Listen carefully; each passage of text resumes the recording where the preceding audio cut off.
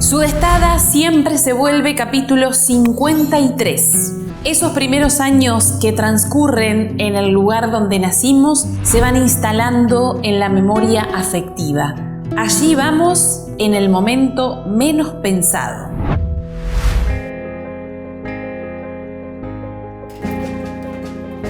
Gas para mi barrio. Presente. Y para toda la provincia. Presente. Agua potable para miles de cordobeses. Presente. Hospitales. Presente. Escuelas PROA, educación para los niños. Presente. Parques industriales que potencian la economía de nuestra provincia. Presente. Industria que genera empleo para miles de familias. Presente. Rutas que nos acercan. Presente. Puentes que nos unen. ¡Presente! La provincia trabaja hoy, en el presente, porque sabe que las necesidades no esperan y que el futuro es ahora. Ese es el verdadero significado de hacer grande a Córdoba entre todos. Gobierno de la provincia de Córdoba. Presente.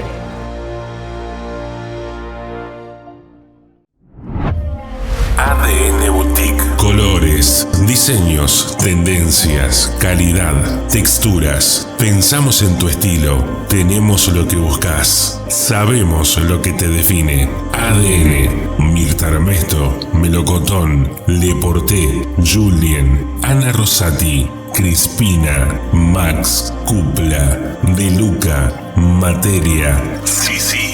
Te mereces calidad. ADN Boutique. Local 3, en Terrazas del Sur. ADN Boutique.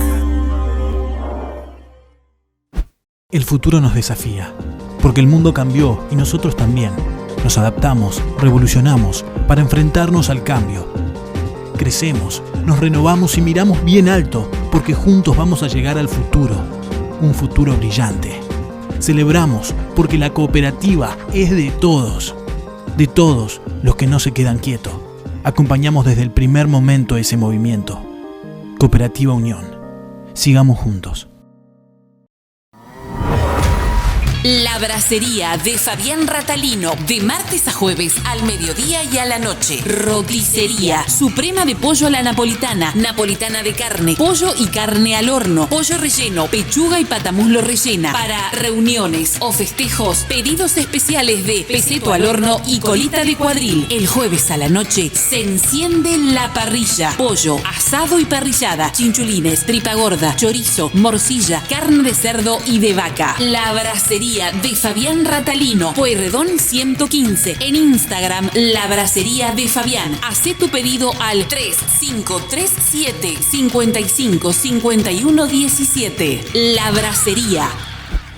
El área de la mujer, género y diversidad y el punto mujer te acompañan a través de los siguientes programas.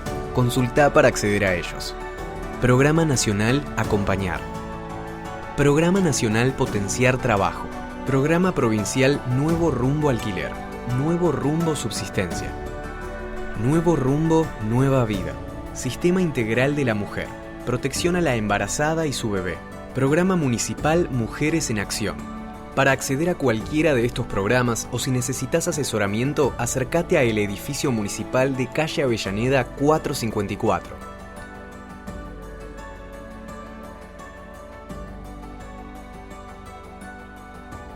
Municipalidad de La Borde.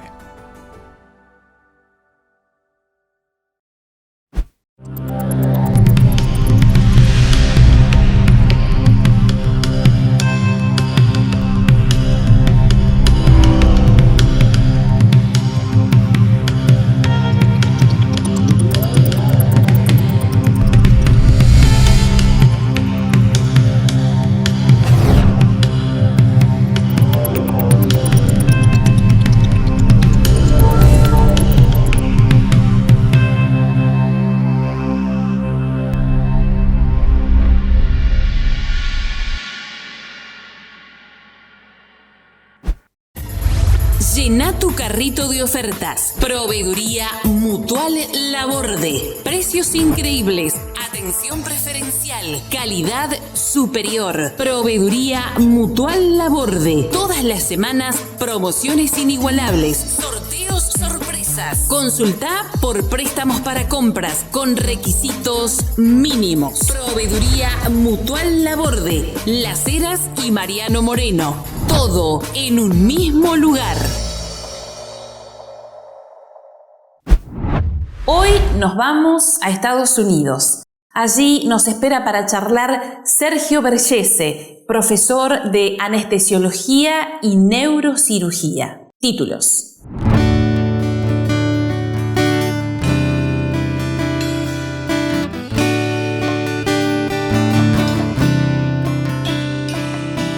Muchas gracias por recibirnos del otro lado. ¿Cómo va eso?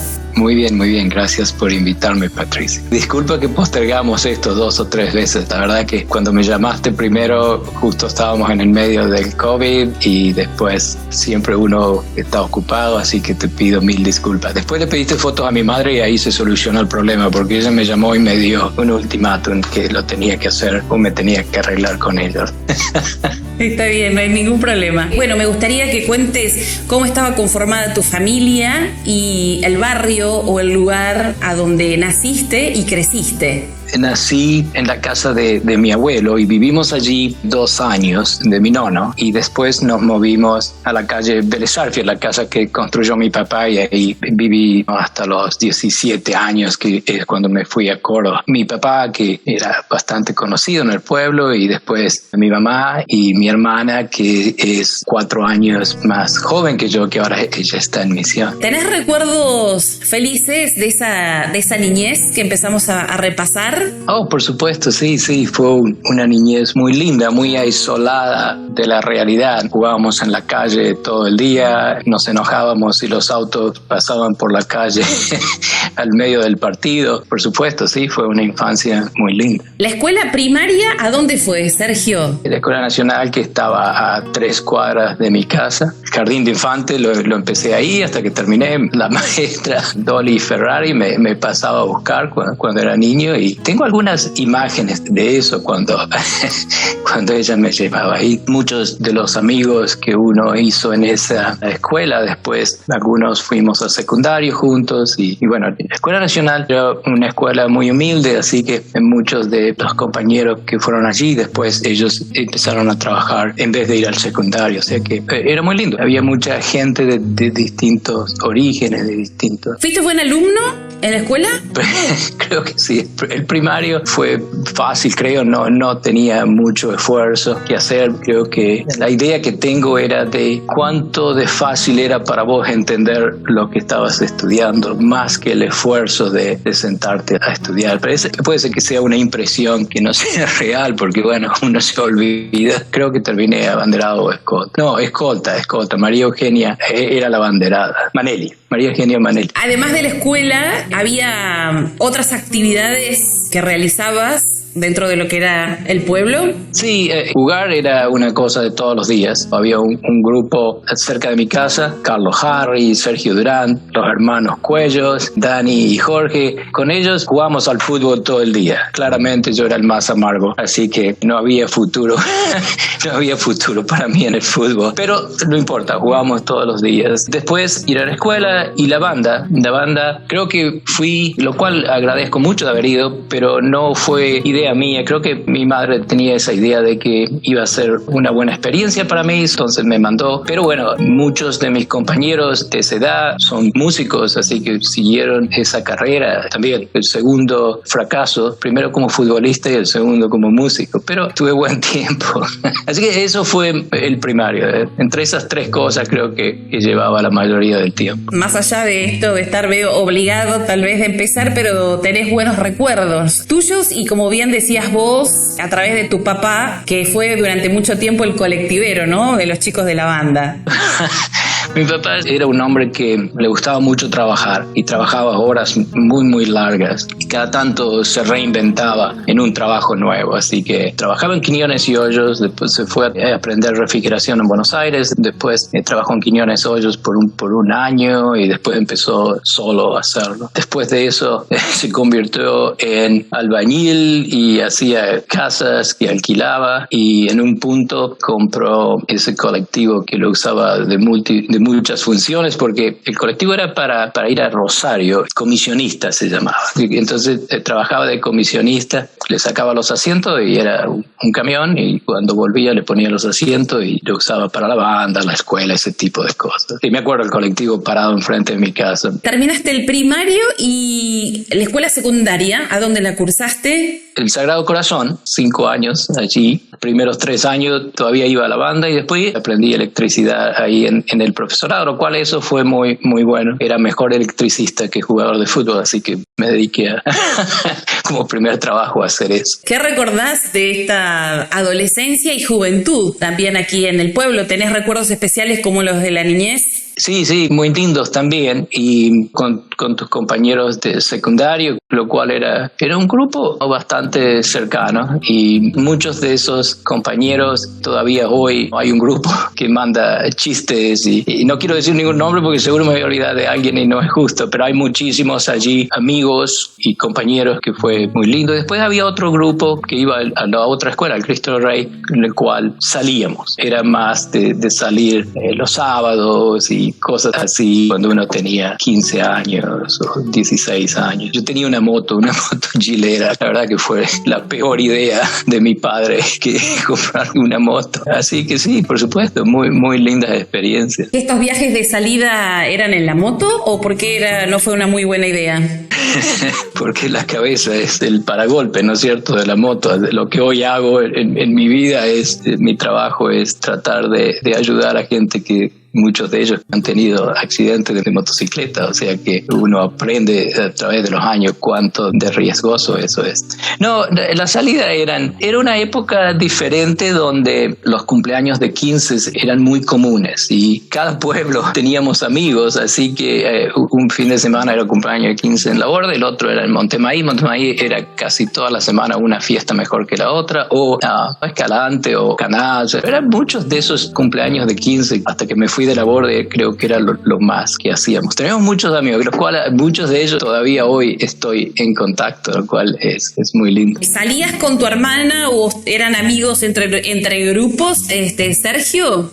No, mi hermana yo la veía como muy pequeña, muy niña. Y 4 años es mucha diferencia, porque cuando tú tienes 16, 17, cuando yo me fui, ella tenía 12, 13 años, entonces era muy niña. Con mi hermana y las amigas después en Córdoba, creo que más las conocí un poco mejor. ¿Fuiste a Bariloche? Fuimos a Bariloche, sí, un viaje muy lindo, sí, fuimos a Bariloche, viaje de egresados. Estuvieron en este grupo que se tenía que trabajar para juntar el dinero, más allá de que algunos tenían la posibilidad de que puedan pagarlo los propios papás. No, trabajamos, hacíamos 2 o 3 cosas. Mira, me está sacando memorias que me había olvidado. Las chicas lavaban autos y nosotros, en teoría, limpiábamos sitios. Sacábamos yuyos de sitios. Después empezamos a desyuyar soja. Con eso juntamos un poco de dinero. Pero creo que lo mejor que nos pasó fue que un camión con harina se había tumbado en la ruta y bueno, de alguna manera terminamos con 3 o 4 bolsas de harina, así que con eso hicimos eso no debe ser legal. Hacíamos pasta y pastelitos y cosas así que me acuerdo que vendían. Sí, lo que más me acuerdo fue que los más vagos, los que trabajábamos menos, lo cual yo era parte del grupo de los más vagos, como pudimos asegurar las bolsas de harina, nos dejaron un poco pasar, que no limpiábamos sitios. Si fue ilegal, ya prescribió a esta altura, así que quedó ahí nomás en la historia, Sergio, lo de la harina. Sí, la harina, eso creo que fue ilegal, pero no me acuerdo. Pero había un policía ahí, le dijimos, mira, ¿qué van a hacer con esto? Y dicen, sí, llévatelo. Entonces nos dieron.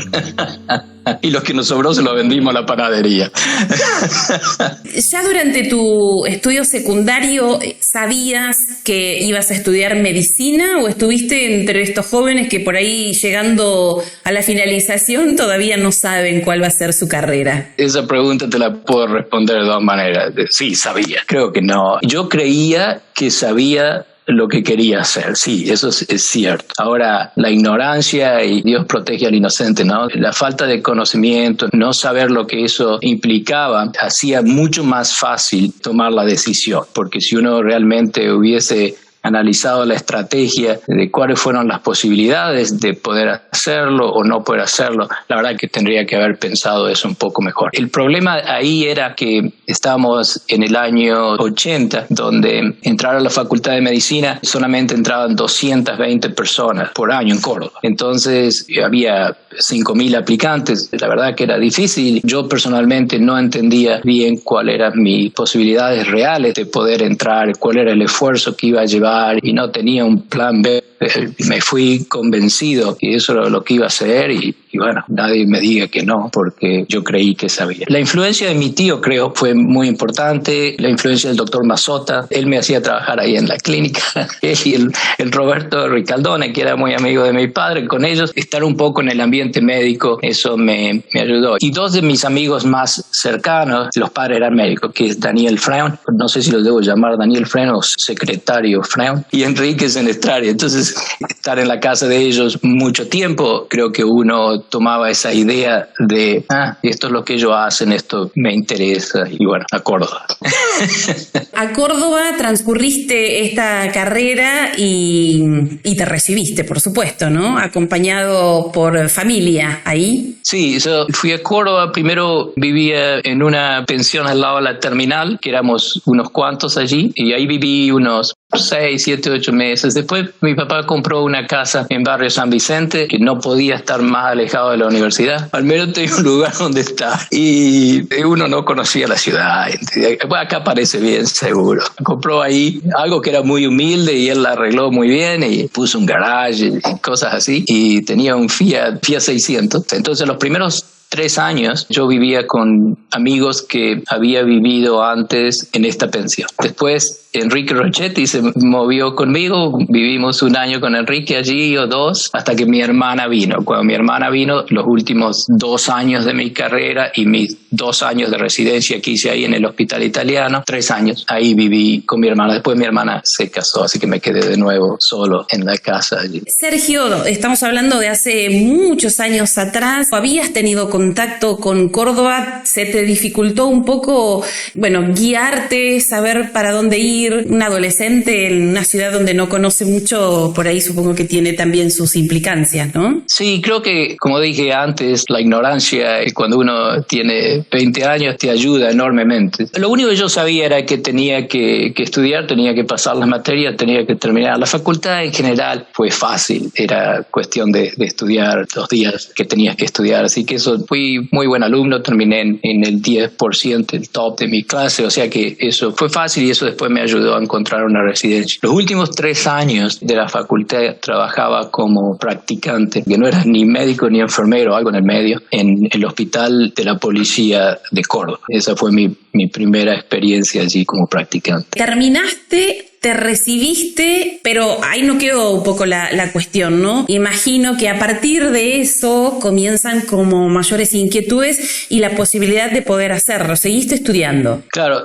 lamentablemente el sistema es como un embudo, ¿no? Como un cuello de botella, porque había 5.000 aplicantes, después 200 entraban a la facultad y después de esos 200, si querías hacer cirugía, en Córdoba había, 7, 8 posiciones. O sea que de esos 200 tenías que competir de nuevo para encontrar una posición. Y las posiciones eran en el Hospital de Córdoba, el Hospital de Clínicas, no me acuerdo si había 1 o 2 en el Hospital San Roque, tiene que haber habido, y después el Hospital Italiano era el único privado. Entonces tú elegías dónde aplicar. Yo apliqué al Hospital de Clínica y después el Hospital Italiano, apliqué a esos 2 y yo quería entrar al Hospital de Clínicas y por el examen terminé primero para entrar allí, pero después algo pasó a la lista.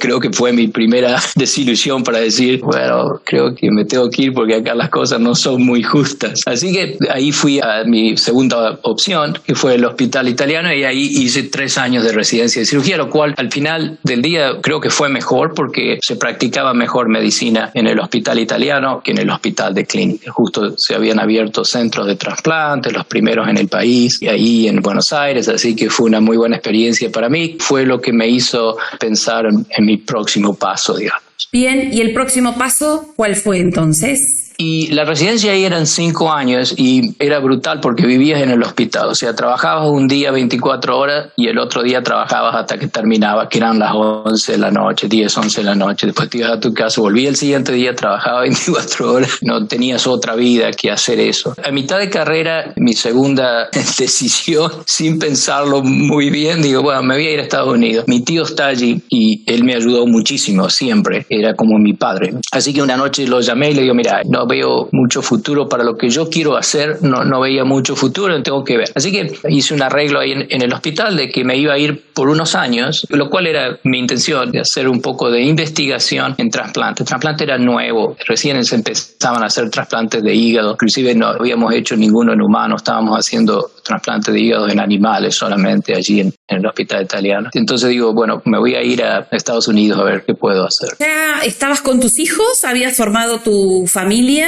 aquí? No, soltero, como dije, había terminado la carrera, tenía 29 años, una cosa así, cuando me vine para acá, estaba soltero y vine y empecé a trabajar en una universidad. Es la universidad más grande de Estados Unidos. Hay 2 universidades acá que son muy grandes. Una es Ohio State y la otra es la Universidad de Texas. Yo fui a Ohio State, que tenían un programa de trasplante muy grande porque había muchos de los trasplantes de riñones habían empezado en la Mayo Clinic y un grupo justo se movió a Ohio State cuando yo llegué, así que fue una oportunidad muy especial para trabajar con gente que uno leía en los libros, que había estudiado con el nombre de esta gente, así que fue un poco una oportunidad muy interesante. Con 4 palabras de inglés, 5.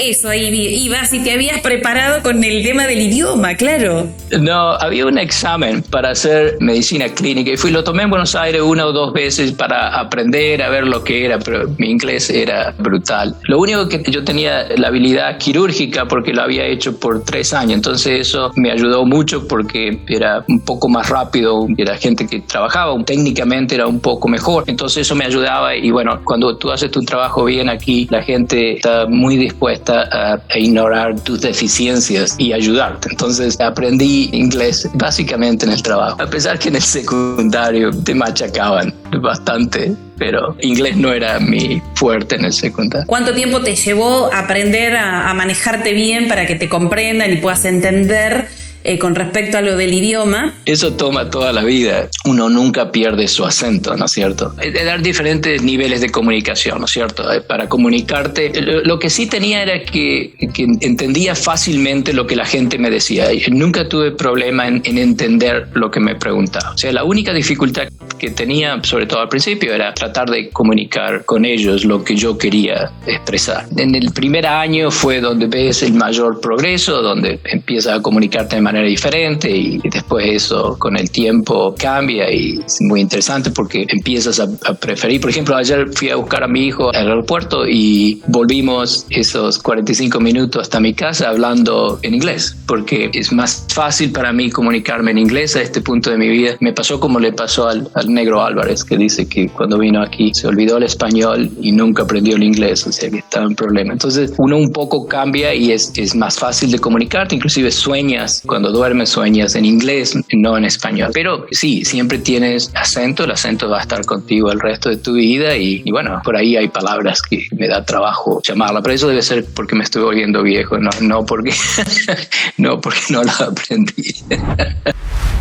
Hoy te contamos la tarea que realizamos en la cooperativa de trabajo Huerta Sembrando Esperanzas, la cual fue construida con un 30% de materiales de la cooperativa y un 70% aportados por el municipio. Se ubica en la calle Sobremonte y es un espacio destinado a la producción de alimentos orgánicos e inclusión laboral. Contamos con una sala de industrialización totalmente equipada para trabajar la materia prima producida, un predio de producción con una superficie total de 1.716 metros cuadrados y un depósito para herramientas. Además, se cuenta con un completo equipamiento gestionado con anterioridad para la ejecución del trabajo diario.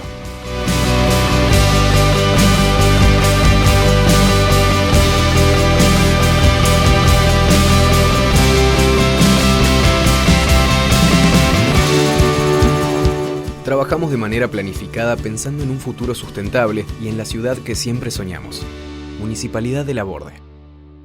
Sudestada agradece el apoyo de La Brasería de Fabián Ratalino. Comidas ricas y sabrosas. Pueyrredón 115, La Borde 3537555117. Proveeduría Mutual La Borde. Los mejores precios de la región. Todas tus compras en un solo lugar. Las Heras y Mariano Moreno. La Borde. Rodaro Nutrición Animal. Una empresa con historia en nuestro rubro. Maipú 94, sobre Ruta Provincial número 11, 3537-611247. La Borde. ¿Listo para dar el primer paso en el mundo laboral? Vuelve el programa Primer Paso del Gobierno de Córdoba, edición 2021. La exitosa iniciativa provincial para que los jóvenes cordobeses tengan su primer empleo. Si tenés entre 16 y 24 años, inscribite hasta el 13 de agosto en empleoyfamilia.cba.gov.ar. Anotate, programa Primer Paso 2021. El futuro nos desafía, porque el mundo cambió y nosotros también. Nos adaptamos, revolucionamos para enfrentarnos al cambio. Crecemos, nos renovamos y miramos bien alto, porque juntos vamos a llegar al futuro, un futuro brillante. Celebramos porque la cooperativa es de todos los que no se quedan quietos. Acompañamos desde el primer momento ese movimiento. Cooperativa Unión. Sigamos juntos. Una vez instalado ahí, porque ibas por un tiempo supuestamente, Sergio, se fue como modificando un poco tu expectativa. Y no, la vida es acerca de oportunidades, ¿no es cierto? Y una de las cosas que creo que siempre tuve, cuando veía una oportunidad, me daba cuenta rápidamente y la seguía. Y creo que las 4 o 5 cosas que cambiaron mi carrera fueron oportunidades que se presentaron adelante mío, ¿no es cierto? La primera fue esta investigación de trasplante. Cuando yo llegué, yo miraba a la enfermedad vascular en el trasplante. O sea, uno hace un trasplante de riñón y alguna gente anda muy bien y otra gente rechaza al riñón, por ejemplo. Y algunos lo rechazan rápidamente, lo que se llama rechazo agudo, y otros lo rechazan crónico. Yo estudiaba el rechazo crónico. Cuando yo llegué aquí, se pensaba que el rechazo crónico era un rechazo agudo retrasado, que era la misma enfermedad que pasaba en más tiempo, por alguna razón. Pero cuando en el laboratorio que yo estaba empezamos a ver que había una patología diferente, que la vascularización, los vasos dentro del riñón se ponían gruesos, se ponían distintos y se rechazaba no por inmunidad celular, pero se rechazaba por un problema vascular. Eso nunca había sido escrito en ningún lugar, no estaba en los libros, en las revistas, en ningún lado. Entonces, el laboratorio nuestro, mi historia, mi teoría es que por la gente que yo trabajaba era muy sofisticada y veían las células T. Yo no las veía porque era muy ignorante, entonces yo vi los vasos que eran más grandes. Entonces eso me ayudó a describir al mismo tiempo con un grupo de Holanda, los dos describimos la misma patología. Básicamente dijimos, esto es distinto, se rechaza por manera distinta. Eso me compró mucha credibilidad y me abrió muchas puertas porque ahí empecé a tener ofertas, primero para quedarme más, segundo para hacer una carrera en medicina clínica, tercera, inmediatamente me dieron lo que se llama la tarjeta verde, Green Card, acá, que es el paso para la ciudadanía y la nacionalidad americana. Eso me cambió las cosas completamente. O sea que es mejor tener suerte que ser bueno. Encontrar esa lesión me cambió muchísimo el panorama. Estando allí, aprovechaste también esta gran oportunidad de seguir estudiando y seguir preparándote. Así es, Sergio.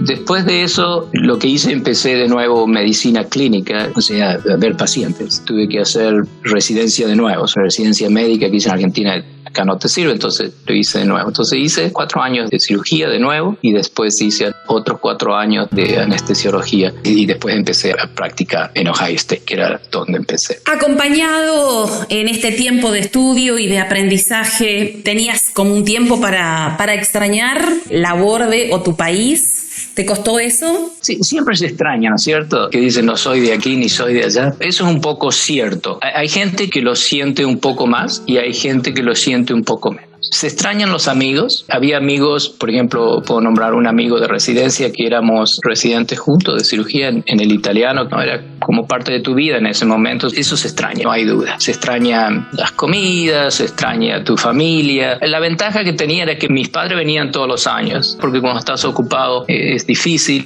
Después mi papá murió en el medio de todo esto, en un accidente. Creo que la gran ventaja que tuve es que el grupo que yo trabajaba me incorporó como una persona más del grupo. No solamente era la gente que yo trabajaba, también eran mis amigos. Por ejemplo, el hijo del jefe de cirugía se casa cuando yo estaba allí 1 año o 2 y yo estaba invitado a la boda de ellos. O sea que inmediatamente te incorporaron como familia. El americano es muy bueno. Yo estaba en lo que se llama el Midwest, que es la mitad del país, y ahí la gente es muy buena, te trata muy bien, te invita a la casa. Entonces eso ayudó muchísimo porque después de 2 o 3 años tenía el mismo grupo de amigos aquí que tenía allí. Entonces eso me ayudó a extrañar un poquito menos. Hacía lo que quería hacer y me gustaba lo que estaba haciendo y tenía un grupo social. Y acuérdate que mi tío vivía a 1 hora de donde yo estaba. O sea que yo todos los fines de semana iba a visitar a mi tío, mi primo y mi tía, y mi familia venía muy frecuentemente. Mis primas venían, o mi mamá y mi papá venían todos los años. Así que es difícil de saber si uno extraña o no. Tu carrera siguió en esta permanente búsqueda e investigación, ¿verdad? En distintos puntos de los tantos que abarca tu profesión. Después empecé a hacer mi práctica de medicina, que es lo que te da tu sueldo, así que hay que hacerlo eso. La mitad de mi tiempo hago medicina clínica y la otra mitad de mi tiempo hago investigación en neurociencia e investigación clínica. Mi especialidad es anestesia en neurocirugía. Lo que yo estudio es qué es lo que pasa a la gente después de tener cirugía. Yo siempre cuento la misma historia. Cuando yo era niño, mi abuelo fue a cambiar una lámpara, se cayó, se rompió la cadera, tuvo una fractura y la fractura se le arregló, pero después 1 año más tarde él muere, ¿no es cierto? Y la pregunta es, ¿de qué muere la gente o de qué se deteriora? Eso es lo que yo estudio. La gente no se muere de la cirugía es fácil, la cirugía lleva 1 hora, la cirugía es arreglar el hueso, eso es fácil de hacer. El problema es qué pasa después. Y eso es lo que yo estudio, sobre todo relacionado al deterioro, el cambio cognitivo, que durante los años uno empieza a declinar y después de la cirugía la cognición declina más rápidamente. Y esa es el área que yo me dedico a estudiar. Después del COVID se están estudiando y se van avanzando la cantidad de consecuencias, ¿no?, que tiene nuestro cerebro después de este virus.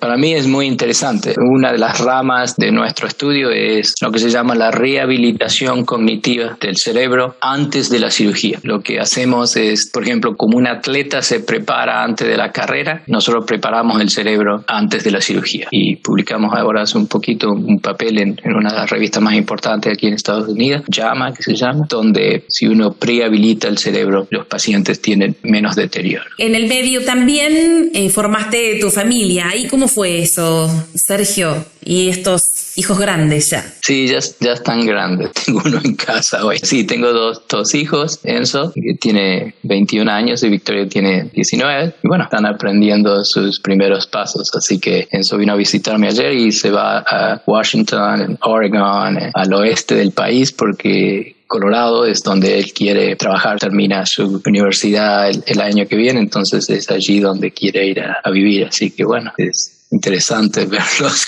crecer. ¿Ellos nacieron ahí en Estados Unidos, Sergio? Sí, ellos nacieron ahí en Columbus. Hablan español muy bien y lo aprendieron y lo prefieren muchas veces. Lo hablan sin acento. Cuando uno crece bilingüe es una gran ventaja. Así que mi hijo estuvo allí en labor de justo antes de COVID, así que le gustó muchísimo, le gustó reconocer, porque ellos fueron muchos de niños, pero después en los últimos años, por una razón o por otra, uno está siempre preocupado, o íbamos a Europa o a otro lado. Muchas veces eran viajes cortos a Buenos Aires y mi madre no encontraba allí. Pero mi hijo tuvo la oportunidad de ir ahora a Laborde y pasar una semana allí con mi madre, así que le gustó mucho de reconocer la familia y ir a ver a las cosas que uno vivía en esa época. Hay épocas de verano, sobre todo aquí en Laborde, que el que viene después no se quiere ir más, así que, bueno, tener cuidado. ¿Cómo es tu día, Sergio? Porque, bueno, además de lo de las investigaciones y demás, das charlas, das conferencias, estás presentando estudios permanentemente. Contanos un poco. Sí, como uno trabaja, uno escribe un papel, publica el papel y la gente lo lee y le interesa, y entonces uno recibe invitaciones para hacer conferencias. Así que los últimos 10 años de mi vida creo que he ido a cada país posible que hay allí, lo cual fue una experiencia muy, muy linda. Entonces, hablando del mismo tópico, hablando de neuroanestesia y de protección cerebral y rehabilitación cerebral y cosas. Ahora, los últimos 2 años no hubo muchos viajes debido al COVID, pero hasta hace 2 años, una semana al mes o 3 o 4 días al mes iba a algún país diferente fuera de Estados Unidos y después el resto aquí. Y el resto aquí, 2 semanas hacía medicina clínica y la otra mi laboratorio. El laboratorio era muy grande, tenía 30 personas en el laboratorio. Ellos hacían el trabajo y yo tomaba el crédito. Y hace 2 años tomé una posición aquí en Nueva York, lo que se llama SUNY, que es la Universidad del Estado de Nueva York. Tiene 4 universidades y una de ellas es Stony Brook y está aquí en lo que se llama Long Island, y está a unos 30-40 millas de la ciudad de Nueva York. Así que una nueva oportunidad, una nueva etapa. Y bueno, lo que hago acá es lo que se llama desarrollo profesional. O sea, mi trabajo es para desarrollar profesionalmente, sobre todo en investigación, a gente joven, a gente nueva. Así que es un poco diferente, es una oportunidad un poco más académica y es una nueva linda etapa. ¿Tenés libros escritos o tenés pensado hacerlo?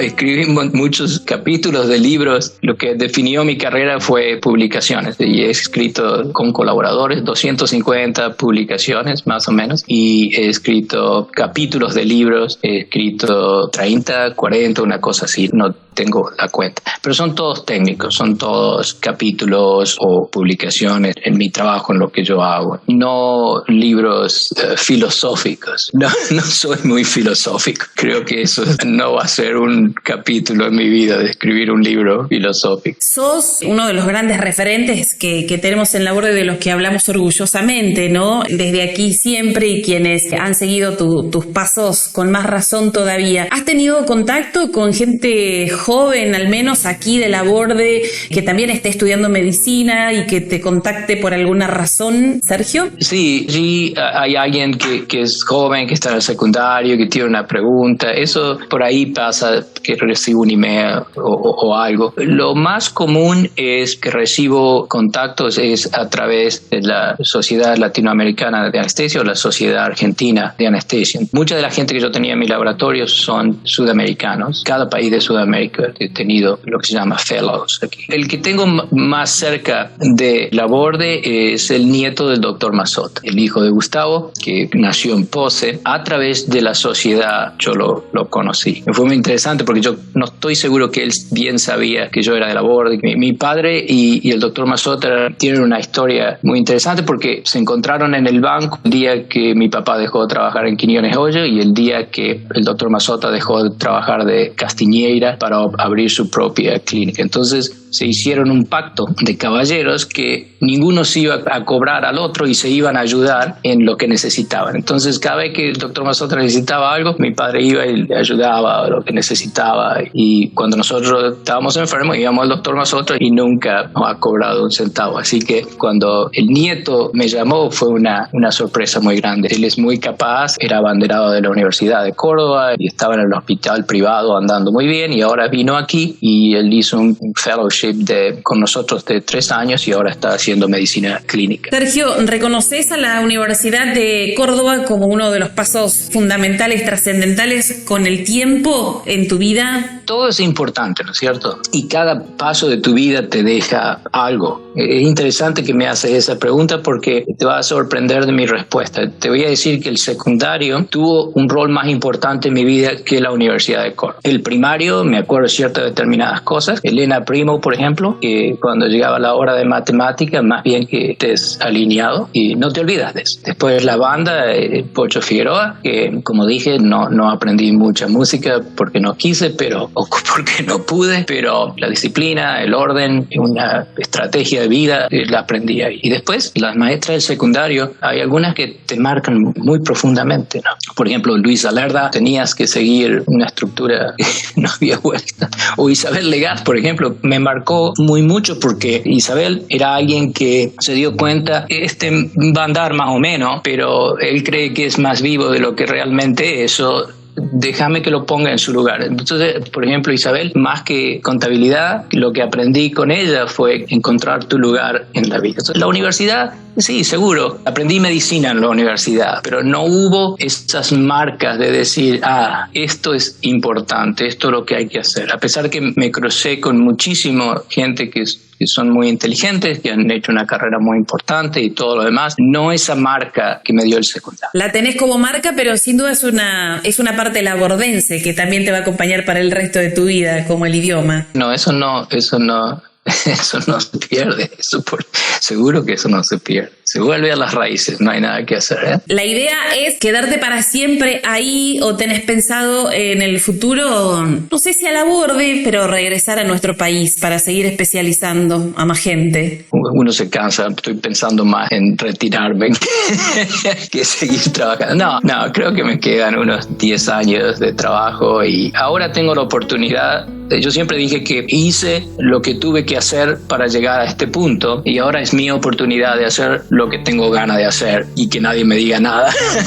Así que este es un momento para mí, para aprovecharlo, para poder hacer las cosas que no pude hacer cuando tuve que trabajar. O sea que esa es una gran oportunidad. Hay ciertas cosas que soy apasionado, que están cerca de mi corazón, que quisiera ver un cambio en el futuro. Por ejemplo, el delirio postoperatorio, ver si podemos dejar una marca, que la gente ande mejor después de una cirugía, por ejemplo. Entonces tengo esa oportunidad de hacerlo ahora y la estructura aquí me da la posibilidad de poder hacerlo. Y aquí en este nuevo lugar, como me trajeron para hacer ese tipo de trabajo, es una oportunidad muy grande. Volver a Argentina, sí, me gustaría volver a Argentina más frecuentemente y eso es un plan que le prometí a mi madre que lo quiero hacer porque ahora tengo más tiempo y mis hijos están más grandes. Yo siempre iba una vez al año, pero lamentablemente muchas veces era o ir a Rosario y volver, o ir a Buenos Aires y volver, o ir a Córdoba y volver, pero muchas veces no llegaba a la borda. Así que quiero hacer eso. Y no, creo que me gustaría retirarme aquí o en un lugar que me guste. La vida acá es simple, es más fácil y probablemente solamente ir a visitar creo que sería mi idea. Por ahí cambia. Mira mi tío que tú le hiciste una entrevista, él adora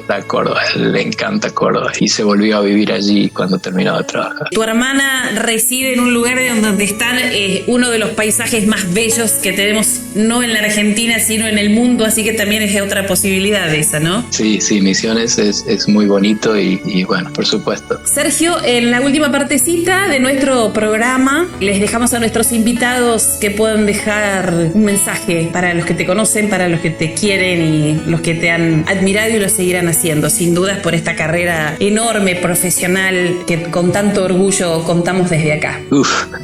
Te dije que no era filósofo, pero voy a tratar. Seguí tus ideas. A veces hay que ser un poco ignorante y seguir tus ideas, que no hay límites. Si uno trata suficientemente, las cosas pasan, ¿no? Es como el agua rompiendo la piedra. Si continúa, el agua va a ser una marca en la piedra. Para mí, no sabía que había un mundo, no sabía cuándo de grande el mundo era, y de pronto uno sale de la borde y esas oportunidades y lo que uno puede hacer, la verdad que para mí fue una experiencia muy única. Creo que al final del día uno tiene que estar contento con lo que uno hace o con lo que uno hizo, y al final del día es lo más importante. El trabajo es el trabajo, la carrera es la carrera, pero tu vida es una sola y la tenés que disfrutar. Y si la disfrutas en la borda, la disfrutas en la borda, y si la disfrutas afuera de la borda, la disfrutas afuera de la borda. Para mí es bien simple. Sergio, te agradecemos muchísimo. Sabemos que tus ocupaciones están bastante apretadas siempre, pero que después de todo nos hayas brindado este tiempo. La verdad es que estamos muy, muy agradecidos que a partir de ahora formes parte del grupo de los sudesteros, como llamamos a los labordenses que contactamos. Para mí es un honor. Te digo, seguía el programa desde el primer día. Gracias a tu programa, por ejemplo, me puse en contacto con alguna gente, porque justo fui a Colonia en Alemania y vi en tu programa que María Eugenia vivía allí. Yo la había perdido a María Eugenia. Solo fuimos al primario juntos. Y la llamé y nos pusimos en contacto. Así que, mira, nada mejor que hacer esto. Fue un gusto para mí. Gracias. Concluye así un nuevo capítulo de Sudestada. Laborde es esa huella imborrable que cada uno vuelve a transitar en Sudestada, infinita y eterna. Pueden aquí debajo dejar sus mensajes para nuestros entrevistados. El saludo y el reconocimiento allí se plasma. Recuerden, nos encuentran en nuestras redes como El Barco Multimedia. Para que te notifiquemos ante un nuevo contenido de nuestro canal, recordá suscribirte. En esta ventana están alojados todos los programas de Sudestada para que vos los veas cuando quieras. Gracias, como decimos siempre, a ustedes por estar del otro lado. Nos encontramos en la próxima Sudestada. Siempre se vuelve.